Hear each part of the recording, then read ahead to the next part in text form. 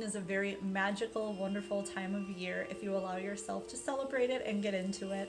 I'm going to be talking about Halloween and its Celtic roots, which is what we generally celebrate in the United States, but there are countries and regions all over the world that at the end of October, beginning of November, have very similar traditions, experiences, celebrations, observations, like Mexico, for instance, with the Day of the Dead at the beginning of November.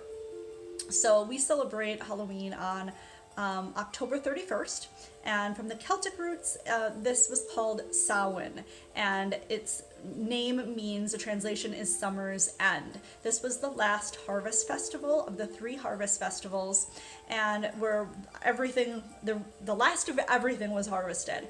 And it was the end of one year and the beginning of another. So this is New Year's Eve for them, for those people at this time.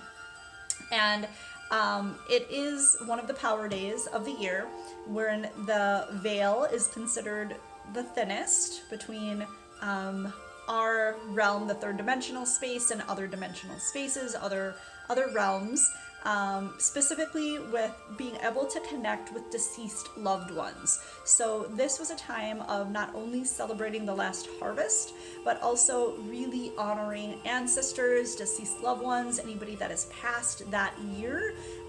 So they really honored the people that had passed in the last 12 months, but anybody that had passed, and any ancestors were really celebrated. And it was a time of purification as well, because it was going from one year into another. So you want to really purify the energy before moving into a new space. So a lot of people still really observe this as the end of one energy, the beginning of another energy. And this is in Scorpio season. So the sun is moving through the zodiac signs, and the zodiac sign of Scorpio, which is all about death, rebirth, the underworld. It's ruled by Pluto. So there's a lot of this energy going on at this time. Now, as other religions and Christianity came in, it became something where it was about like demons coming up and people worshiping the devil, which was never part of these celebrations. It was never part of Samhain and the original Halloween. It was sort of, that has been kind of taken and flipped and demonized for different reasons.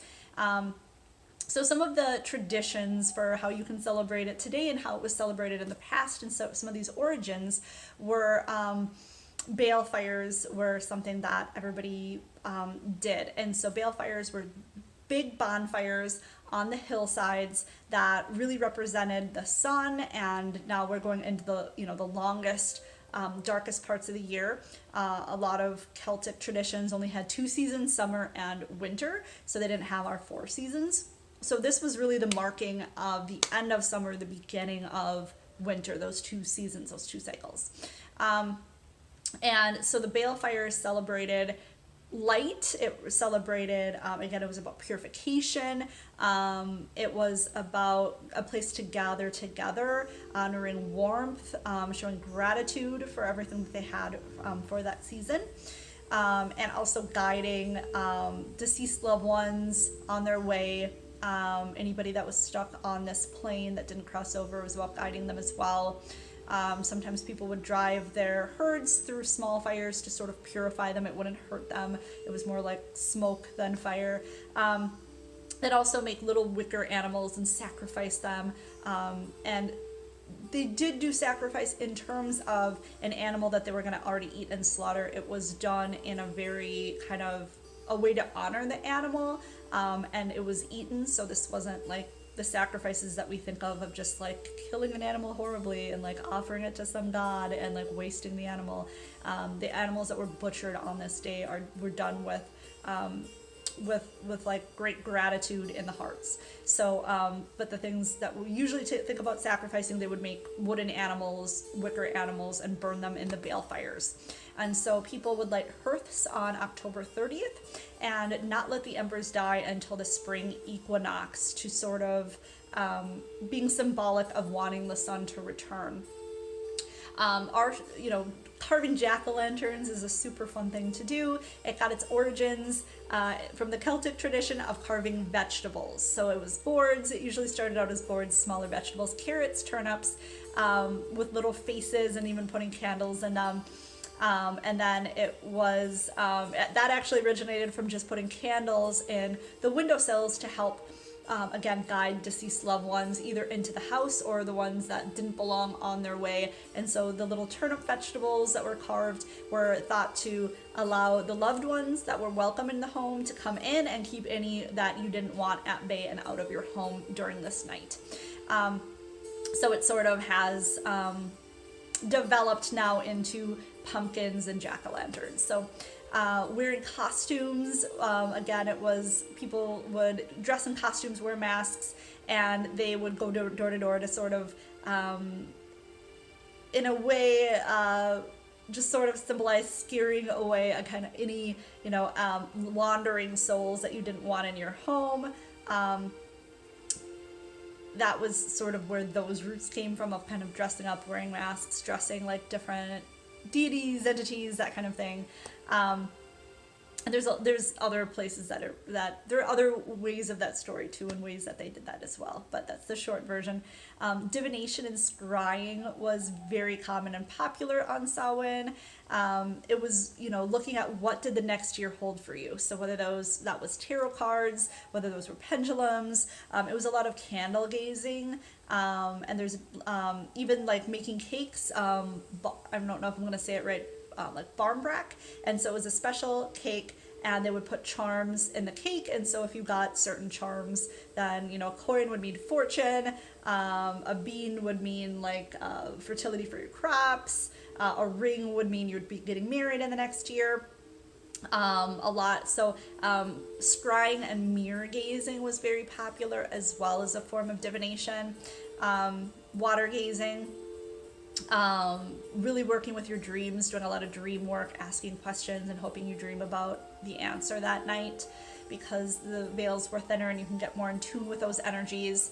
But the divination, especially around marriage or meeting the person you were going to marry, because in those days your entire life depended on who you would marry if you were young and female. So it's like if you got a good husband, if you didn't get a good husband, if you spent another year with your family. So love was especially kind of sought after, looked into during this night of what would come up for the next year. Apples and anything with apple food is very traditional. Apples, because when you cut them in half between core and stem, it forms a star, which is a very ancient, an ancient symbol of magic. It's the 5 elements: earth, air, water, fire, spirit. As above, so below, protection, and sacred geometry of the 5 points. So apples are considered sacred. Apple trees are of magic and of love. Apple wood is of magic and of love and divination. So anything with apples, apple picking, making apple foods, apple pies, apple cakes, apple cider. It was the beginning. This was the beginning of apple cider season as well. So, which was a big deal. Dumb suppers were held as well, and that's something that you can still do today. It's really lovely, really powerful. I do them, and they're just a really beautiful way to honor your loved ones and to celebrate Halloween. So on Halloween night, you set a place, you hold a special dinner, you kind of go all out with, whether it's the special china, just special stuff, not making it like a normal dinner, kind of getting fancy with it, lighting candles, kind of dressing up in your Halloween costume or just something nice. And you set a place at the table for your deceased loved ones. It doesn't have to be a different place setting for each loved one, but you put food on there, and that's sort of honoring your loved one, inviting them into your home to share this time and space with you and your family, and you're quiet. So the dumb supper is about biting your tongue, like being dumb, like not speaking when spoken to, and not hearing. So it's you don't speak. So traditionally sometimes you ring a bell, so from the time the bell rings until the dinner's over and you ring the bell again, between those 2 bells you don't speak. So you can point at food, hey, can you pass me this, kind of look at somebody, but speaking isn't allowed, and it's again just to honor the deceased loved ones. So it's a very powerful, beautiful sort of ritual, and I definitely recommend it. Just decorating in general, Halloween decorations, get your theme on. It's fun, it's it's just fun. It's just fun. Highly recommend decorating for Halloween. But it was mostly decorated with natural things back in Samhain and our Celtic ancestors. But not that everybody has Celtic ancestors that's watching this video, but the ancestry of Celtic and the traditions from which Samhain and Halloween stem. Gathering together, making merry, just having a party, people coming together, enjoying, celebrating that everybody's still here, celebrating the deceased, celebrating the living, celebrating making it through another year, celebrating the oncoming of another year, just like New Year's. So having parties is very traditional. And then just making seasonal foods, especially, again, anything apple related is traditional, pumpkin and gourd related, root vegetable, corn bread, that's more this country, cornbread and like corn cakes has become very traditional as well. So yeah, so that's kind of the general history of Samhain, why it's important, how we can observe it today and honor it today. So any divination work, gathering, dumb suppers, but it is a very powerful day, and there is a lot of actual spiritual meaning behind it, and it's not evil or bad. That's just, it's not taboo. But it is when the veils are thinner, and there's a lot of energy this day that you can tap into.